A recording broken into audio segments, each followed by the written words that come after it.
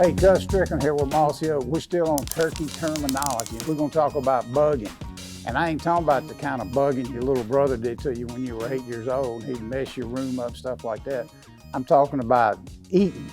This changes everywhere across the country. Millions of places to find. Turkeys are no different than chickens. If you see chickens around the barnyard, they'll scratch, scratch, scratch. 1 foot, 2nd foot, like that. They're looking for bugs, insects, rodents, and all that. That's why in the spring, you see so many turkeys in fields, grasshoppers, all those stuff like that. But when you find a place when they're bugging, when there's lots of bugs, that's a good place to start from scratch the next day, because they're gonna be back in that area at some time. Bugging is a big deal.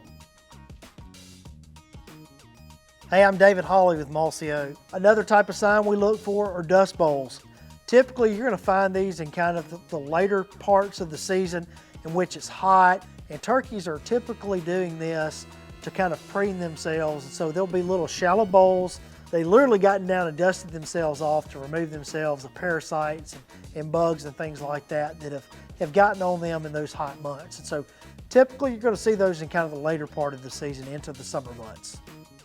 Another thing that we look for, especially in the woods or in areas that have mass crops, are going to be called scratching. And this is going to be where gobblers and hens are going through the woods and they're scratching up leaves to find acorns that have been buried up underneath the leaves. And so you're going to kind of see these raked up areas where there will be bare ground and then there'll be leaves congregated and so on and so forth. So these are kind of the key things I'm looking for.